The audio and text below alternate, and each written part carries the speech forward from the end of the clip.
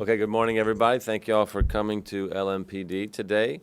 For myself and certainly everybody I talk to, the desire to live in a safe and peaceful community is a universal value. And the increase in crime that we're seeing and what cities all over the country are seeing in terms of homicides and violent crime rates in certain neighborhoods is obviously unacceptable. Reducing violent crime is something we will always work to do as a city government, as a police force, and the overall community as well.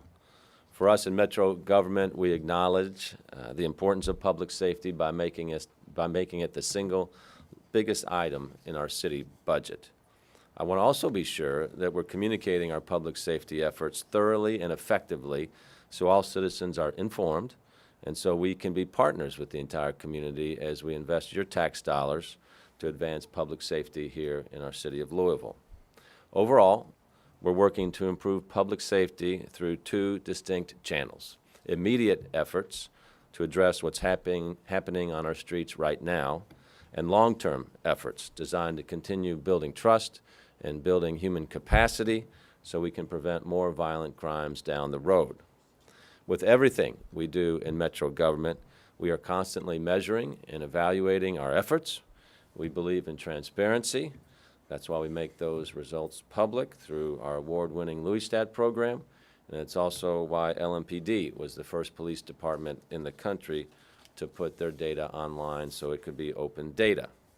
We also believe in continuous improvement and innovation. Our police chief and his team embrace this value and have some updates to pass along today. Now, over the coming weeks, we will have announcements about additional steps we're taking to make our streets safer. Some of these will be updates on strategy, technology, and many are realization of initiatives that are in the budget that was just passed. We will fill you in over the coming weeks as those are ready. Today, we're talking about improvements we're making in personnel and structure that will allow our law enforcement professionals to serve citizens more efficiently and more effectively. Chief Conrad will be addressing those. Chief? Mayor. Good morning. Good morning. You know, 2 weeks ago, I stood before you and I briefly summarized the response that we had to the violent crime trend that we had been seeing. You know, and I could stand here again and recount the incredible efforts that are ongoing now. We have patrol officers, as I'm speaking, that are out there patrolling neighborhoods that are seeing more than their fair share of violent crime. We have detectives who are out working hard to solve cases and to bring people to justice. We've had a tremendous effort by our 9th Mobile Division, assisted by the detectives and the crime analysts in the Crime Information Center and our Real-Time Crime Center to focus in on violent crime, gangs, drugs. I could talk about all the good things that we are doing and will continue to do, but as I've mentioned then and will repeat now, addressing violent crime requires a comprehensive approach. The mayor spoke to that. Those immediate terms are those immediate situations that must be addressed. That's that day-to-day work that we're doing constantly, and the long-term solutions, many of which Rashad Abdurrahman of the Office of Safe and Healthy Neighborhoods is working to lead that effort along with Pastor James.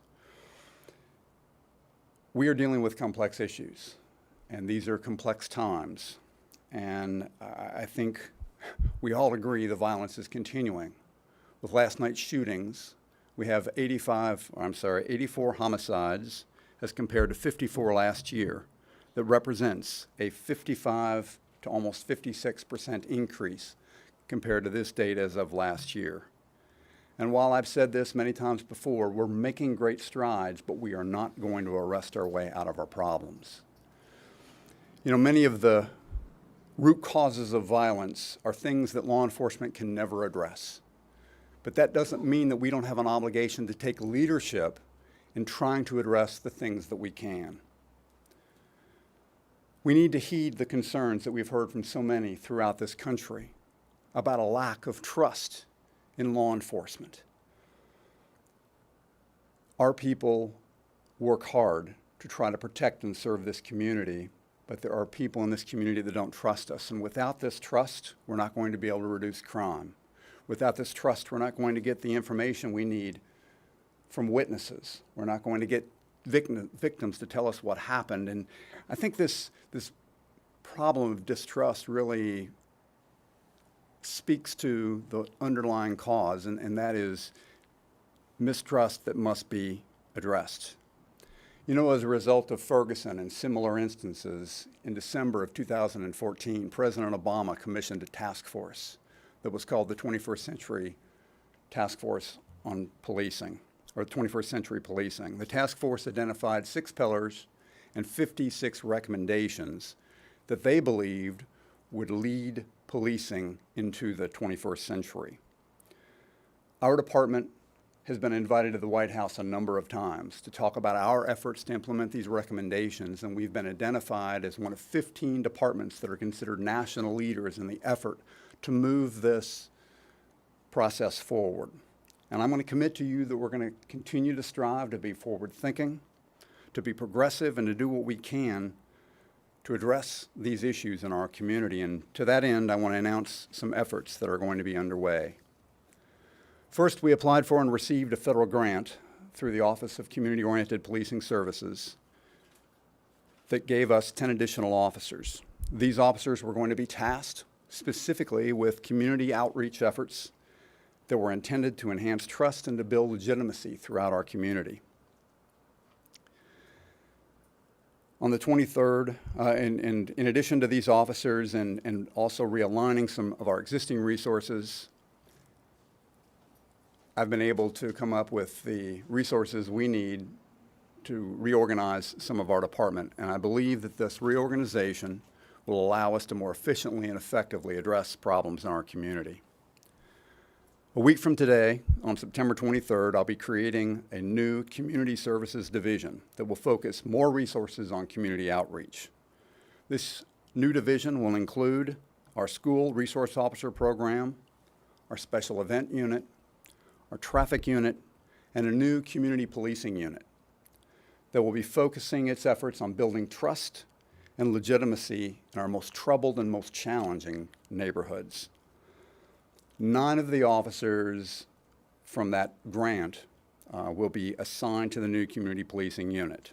And I'm going to look to them to work with citizens in those neighborhoods to do what they can to not only help address immediate problems, but to focus in on some of those underlying root causes of crime that if we leave them unchanged, those neighborhoods will continue to see problems.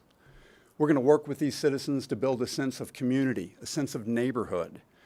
We're going to work with them to overcome these issues.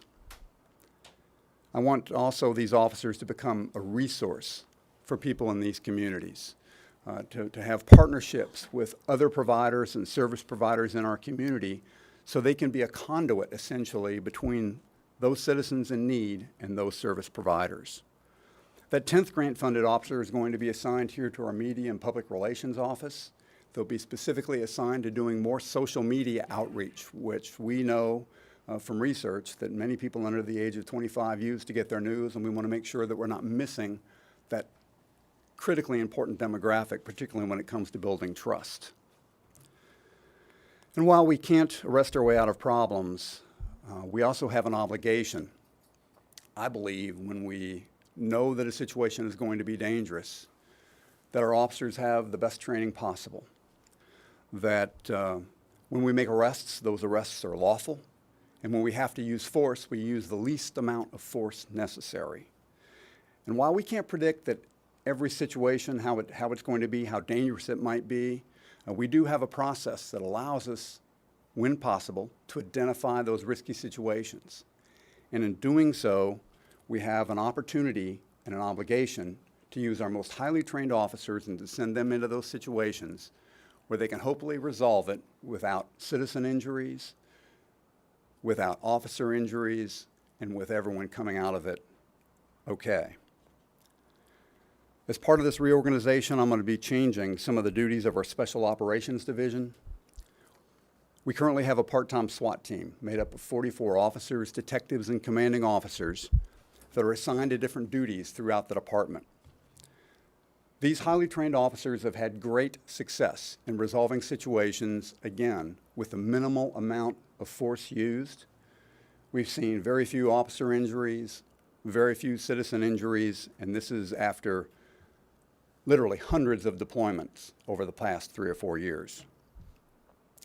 These folks are highly trained, and they have gone into many dangerous situations and, again, used minimal force. This part-time team approach has worked well for us for many years, but what we have seen is an increase in the number of times we've had to use these officers, whether that's been in situations where someone was barricaded in a home or situations where we had that information, that intelligence that led us to believe that there was a high risk for violence, so the SWAT team was called to handle that situation. What I have decided to do, because what we're finding is while the part-time team is working, these officers have other duties. When they're not doing SWAT duties, they're riding a beat out in our neighborhood, or they're serving as detectives. And when they are doing tactical operations, they can't be serving citizens, they can't be patrolling our streets, and they cannot be investigating cases and keeping in touch with victims. And I don't think that is fair to the people that are left there to do the rest of the work, or fair to those officers that are trying to essentially handle 2 tough jobs at the same time. So what we're going to do as part of this reorganization is create a full-time SWAT team. Approximately 20 officers will be assigned to that full-time SWAT team, and we will still maintain a part-time team, but the idea is that part-time team will be used when we need to supplement the full-time SWAT team when they have a situation that requires more resources or requires a response when that team is off duty. And we will also, again, I believe, through this approach, have a full-time team that will be able to respond to the vast majority of these high-risk warrants, these high-risk situations, these barricades, and be able to, we hope, resolve these situations with the least amount of force necessary.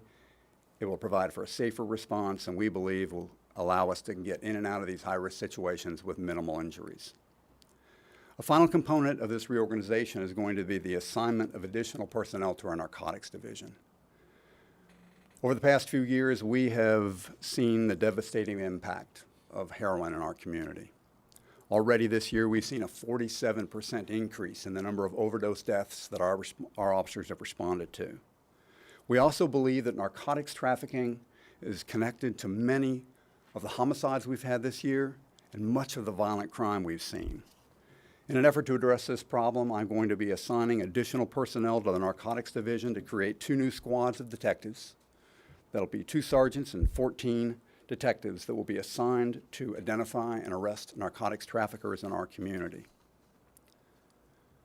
You know, as mentioned earlier, in terms of trying to build more trust and legitimacy, I think it's appropriate that our officers be well-trained. I know the mayor talked about this initiative a couple of weeks ago, but I think it's worth repeating today. We believe that it's important to have citizen input on the things that we do. And we are in the process of creating a training advisory board made up of 12 citizens and 4 LMPD personnel. And what we're looking for are these citizens to provide their insights on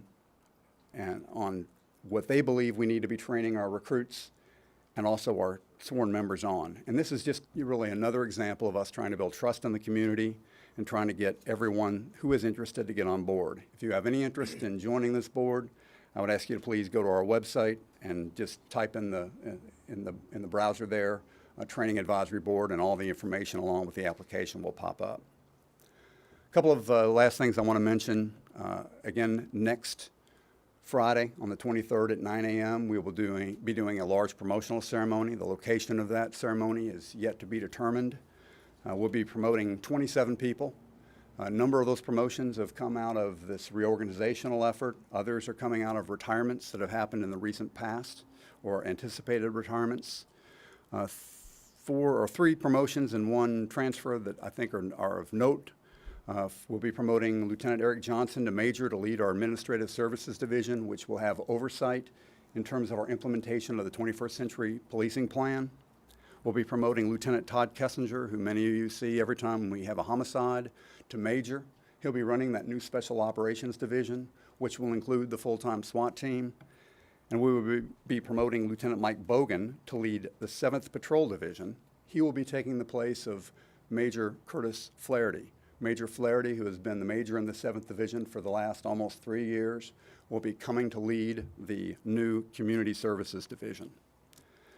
The final thing I want to mention to you is that in an effort to get more officers out there on the streets more quickly, we have rehired 17 recent retirees. These are people that have left our department in the last 3 years. We've hired them back to be patrol officers again.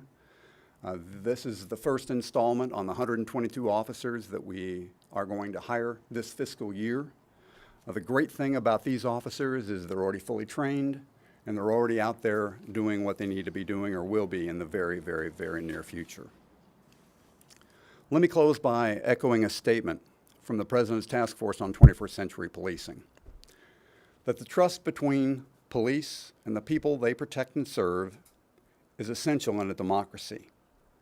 It is key to the stability in our community, the integrity of our criminal justice system, and the safe and efficient delivery of policing services.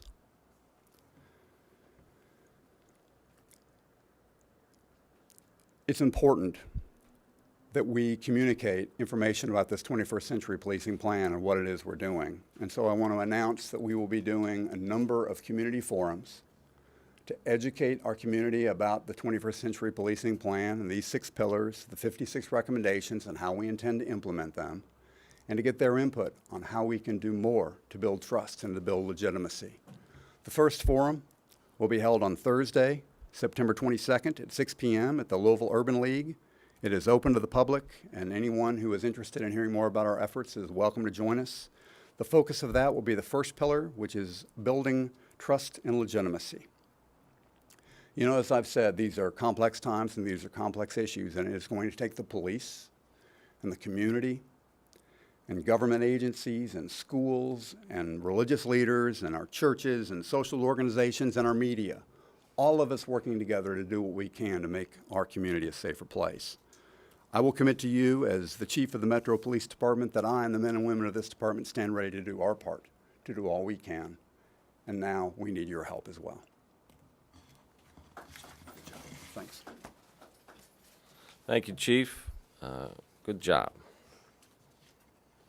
So earlier in my remarks, I mentioned long-term efforts we're making to both build trust. We talk about that, but we also have to realize that we need to build more human capacity in our community as well for folks that may not be ready to contribute as productive citizens, but want to contribute as productive citizens. We think both that trust building and capacity building are essential to prevent more violent crimes down the road here in our community. That was the reason for the development of our Office for Safe and Healthy Neighborhoods. Rashad Abdul-Rahman is our director in that area. Rashad and his staff work every day to help us make the connections necessary in our community to build that trust and build that type of capacity. Reverend Vincent James is part of our Office for Safe and Healthy Neighborhoods, and he's also president of the Interdenominational Ministerial Coalition in our city as well. So he brings both valuable insight and a valuable ability to mobilize many resources in our community as well. So Reverend James is going to talk to us about the impact that this violence is having on our community. Reverend James. Thank you, Mayor Fischer, and thank you, Chief Conrad. One of the things that I have an opportunity to be able to see at a ground level is to see the interaction of what takes place in the communities across this city, serving as a pastor, serving as a leader in the community, as well as serving in the Office of Safe and Healthy Neighborhoods. And we talk about the violence and the impact of the violence. It doesn't just affect the perpetrator and the victims, but the entire family and the entire community. Because when we wake up and we hear the news and we hear of another violent act or violent crime, it impacts the community even as you're going into your jobs on a daily basis of what's happening.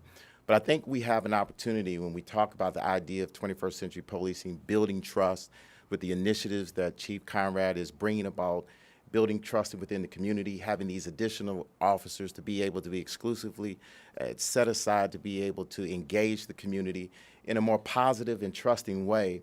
I think we'll be able to begin to see inroads into seeing some reduction in the violence. But more importantly, when we think about a long-term strategy, that this didn't happen overnight. We didn't arrive at this destination overnight, and we're not going to get out of it overnight.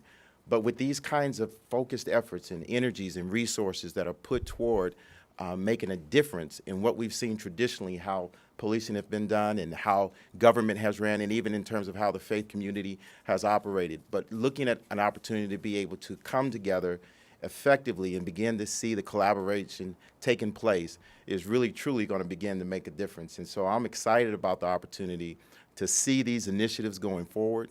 I believe that it is going to make a difference, and as our community even begins to understand more about the 21st century policing, how that's going to impact our community along with these initiatives, we have a great opportunity as a community to be able to see a reduction in violence and to be able to truly see this the compassionate community that we know we're capable of becoming. And so I'm excited about the opportunity to see the transitions that are being made. I think they're key and important to what is going to be taking place for the future of our community. And I believe that Chief Conrad has his finger on the pulse of understanding what's taking place. But I think on the other side to that, it's really a call for the community, because if we're really going to be able to see a difference, it not only is it the police and government, but it's also our community stepping up. And we've seen our community in many ways stepping up and being engaged and being involved and want to be involved even more. So I think these initiatives are going to help to be able to do that. So again, I want to thank Mayor Fischer and I want to thank Chief Conrad for their insight, their vision, and the opportunity to be able to partner and to be able to make a connection to make a difference. Thank you. Thanks, Rev. Okay, just like you all, we received many questions about what the city is doing with public safety, so we've assembled all that information in one place that's easy for people to refer to. We've just launched a page on louisvilleky.gov that offers a comprehensive listing of all of our public safety programs, including the changes that Chief just outlined. The URL is in your all's press release, but it's louisvilleky.gov/government/public safety holistic approach. So when somebody says, what's going on, is anybody doing anything, let's refer them to that page and they'll see the dozen-plus programs and organizations that are working every day to reduce crime in our city. We'll be adding to it and updating it as needed. Our goal is to make it as easy as possible for citizens to access and understand all of the work that our police officers and metro government are doing to make our streets safe. And part of that effort involves strengthening the connection between our police officers and the citizens they serve. We've talked a lot about trust building up here today, but I do also want the community to know, and certainly all the officers of LMPD know, the tremendous assurance that people tell me every day on the streets about the appreciation for our police department and appreciation for the difficulty of being a police officer in the year 2016. But our police officers and LMPD understands that we can always do more and we can always improve. So when we have opportunities to strengthen connections with our citizens, we're going to do that. And I see our citizens doing that when they have the opportunity to strengthen their connections with our police officers. We really saw that after the police shootings in Dallas and Baton Rouge, with the flood of affection and support through all of our police districts here in our community. Tomorrow is another opportunity to show that type of connection when our LMPD officers will be distributing 100 bicycles, helmets, and locks for kids in our community. It's part of a street festival happening at Southwick Community Center on Southern Avenue. This event recognizes how the young Cassius Clay's red bike changed Ali's life. The kids getting the bikes have completed our Louisville Metro Sense bike program, so they know how to ride safely. How this idea came about was after the champ passed, and of course we all know the story of the red bike, and were it not for the red bike, Cassius Clay maybe would not have been Muhammad Ali, the greatest. So Brandon Cohn, who has been elected in District 8 to be their future councilman, and I say that because he doesn't have a general campaign opponent, called Schwinn and said, would you all contribute some red bikes to our community so we can distribute those to some kids that may not be able to buy the red bike? And Schwinn said they would be excited and delighted to do that. So Schwinn sent 100 bikes to the community. They've been assembled by our good friends at Schwinn in Clarksville, just across the river. So this donation of 100 bikes will take place tomorrow at the Southwick Community Center at 10:30 in the morning, just before U of L beats Florida State. So, And we know tomorrow's game, too, is going to be a big memorial and celebration of Muhammad's life as well. But we know that Muhammad, if he was still with us, would be certainly supporting our efforts to inspire the children of Louisville. That's what he did all of his life. He had a special place in his heart for kids. And while he was not able to communicate as broadly as he was able to in the latter stage of his life, he was very concerned and upset about what he saw on the streets of America with young kids. So we're going to do all we can. Everybody sees that, I hope, every day, to keep the champ's spirit alive in his hometown and help our kids find the right path, and just like Muhammad Ali did, find the greatest within themselves as well. So it should be really a wonderful event for everyone involved, and I encourage all of y'all to check it out tomorrow morning at 10:30 at Southwick. Last, I hope we'll see you all on Tuesday. Tuesday, we'll be talking about additional steps we're taking that involve innovations in crime detection and prevention. Now the Chief and I are glad to take any questions. Reverend James, Rashad as well. Chief, what's happening with the flex units? To give you the background, in case you don't know, the flex units are a unit of officers. There is one in each of our 8 patrol divisions. They are staffed with somewhere between 5 and 9 detectives. These flex units have been working in that capacity really since before merger. That is something that we extended and kept after that process.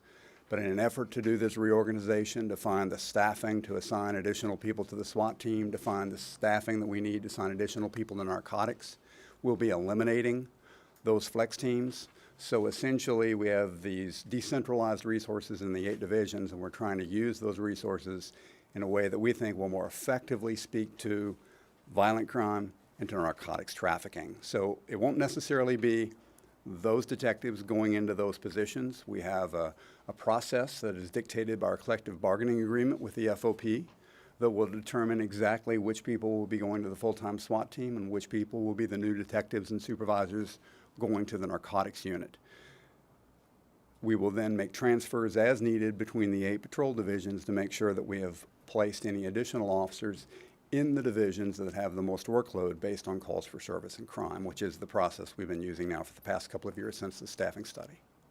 But isn't the benefit of having the flex team that those officers know their areas, they know their beats, they know the people they're looking for, and now you're putting everybody in a centralized location? Could that be a negative? You know, centralizing versus decentralization, there's a couple of different ways of going at it. We have been trying to address the street-level narcotics trafficking at this decentralized level since 2003. And yet, over the last couple of years, we've seen what we believe is increasing violent crime that is connected, at least in part, to narcotics trafficking. And I think, if anything, it hurts us not having that centralized focus, that centralized intelligence that allows us to more quickly and more nimbly assign resources where they're needed to be able to follow up on the narcotics complaints, the situations of open-air drug markets, and to really make sure that we're doing all that we can from a comprehensive point of view to address the problem. You know, we've been doing it one way for 13 years. I think we need to take a look at trying it from a different approach. What was the feedback from your men, from the majors, from the people on the flex teams? You know, everyone has, I think, a role to play in this change, and change is tough. But if we don't change what we're doing, we're not going to be able to improve. And I think we have to be innovative, we have to be progressive, changing where someone works, where they're assigned, the hours that they're working, the type of uniform that they wear, going from plain clothes back to a uniform is tough on everyone. Change is always tough. And I was here and was the merger manager under Chief White when we went through merger, and we made lots of similar changes like this, and there was lots of feedback, both positive and negative. But the short answer to your question is change is tough for everyone, but we're not going to be able to do what we need to do in this community without it. Who will investigate the tips now, and what about the pending investigations that the flex team units are working on? The narcotics-related investigations and tips will be investigated by the men and women assigned to the narcotics division. Any investigations that flex teams were working on that were non-narcotics related will revert to the detectives assigned to those 8 patrol divisions in their division detective offices. Anyone I talk to always brings up the drugs being a major problem, and the narcotics division, I know we're adding officers. What's the total officers we're gonna have on that division, and how does it compare to the past, and do we think it's gonna be enough? Because a lot of people say that's the reason we have so much violent crime right now. I don't have that number right off the top of my head. As I said, I'm adding 2 supervisors and 14 detectives for 16, and I believe there are about 45 sworn personnel in narcotics now, but all of them aren't necessarily assigned to narcotics-only duties. I believe we have about 22 that are doing that, so this will essentially come close to doubling, or at least adding about 75% additional focus on street-level narcotics trafficking. In terms of addressing its effectiveness, time will tell. Did your majors in the divisions ask you to reconsider? They did not. Does the full-time SWAT team have to do with the lawsuit filed against the city? It does not. Chief, there's a lot of visitors in town this weekend. There's a lot of attention on this city. Is any of this recent violent crime random, or am I safe in this city if I don't go looking for trouble? I think generally you are safe in this city if you don't go looking for trouble. That does not mean that you don't still have an obligation to watch out for your own personal safety, to not engage in risky behaviors. We had a report in the media last night. I know our sex crimes detectives briefed on a couple of sexual assaults that happened out near the University of Louisville. There we want to make sure that we don't have women out walking late at night, that they're walking in groups, that they're making good and safe choices, that they're careful with alcohol use. We want to make sure that we don't have people putting themselves into a situation where they can be victimized. We do have the occasional street robbery that has nothing to do with narcotics, at least in terms of the person being robbed. The person doing the robbing may in fact be trying to get money for the purchase of narcotics. But generally speaking, you do not have a problem. And most of the crime that we see, we do not believe is random, at least in terms of the violent crime. Chief, you mentioned recent rehires. Can you tell us where we are today in terms of how many sworn officers you have and where that compares to the authorized complement? Our authorized complement, and let me be clear, this is the number of officers that has been budgeted. We were at 1253, and I believe hiring this number gets us up to about 1250. I could be off a little bit, and I'll follow up with exact numbers for you after the press conference. But this gets us very close to that full staffing level as of today. And then you're about to lose how many by the end of next month to retirement and leaving for other reasons? We have 18 that I know of that are leaving at the end of this month. I don't know about next month. The changes in narcotics, they'll be responding now to every narcotics call throughout the city, is that correct? That is correct. Now, there are some situations that could potentially be handled by a patrol officer, but I think the vast majority of those complaints would go to the narcotics division, and then the narcotics division could have a conversation with one of the patrol majors about a potential patrol fix, depending on the type of information that has been received. Will narcotics be broken into different units? Yes, the detectives that are being assigned there now will be focusing in on street-level narcotics trafficking, and I will look to Major Burbrink, who leads the narcotics division, to come up with the specifics of how they'll be deployed, where they'll be deployed, and when they'll be deployed. We'll take one more question. Because some division officers have expressed to us some concern taking the narcotics officers out of the neighborhood, what that will do for their intel, solving property crimes, et cetera. And that is absolutely a concern. And so what we will do, and we have been working to do it, we meet weekly to discuss crime, particularly with a focus on violent crime, and to share information. And those sharing meetings involve close to 100 people. We involve at least commanding officers and sometimes the detectives in those meetings. We want to make sure that information that is coming into the narcotics division is being shared in an effective manner, kind of a feedback loop to ensure that information gets back to the divisions and they have the opportunity to follow up on it. Okay, we have time for 2 more questions. With the heroin epidemic, are you seeing, and Mayor, you may be able to address this in other cities, is there an increase, are you seeing this across the country, an increase in the homicides connected to the heroin epidemic? I can speak to the increase in homicides, and I don't know that I have gotten information from these other cities that would necessarily connect it directly to the heroin epidemic that we have seen. And I can't even say for sure that all of ours are. I couldn't. I know for a fact all of ours are not connected to heroin traffic. We had 10 that were domestic related. We've had some that were robbery related. We've had some that grew out of ongoing disputes. But we believe that many of those, particularly those that are unsolved based on information we received or evidence that we found at the scene, do in fact have a narcotics connection that, again, may or may not be heroin. But cities across the country, and I'm talking specifically about the 62 largest cities in the country, 55% of them have seen an increase this year in the number of homicides through the first 6 months of the year. About 60% of those same cities overall have seen an increase in violent crime. So we are not alone in what we are experiencing.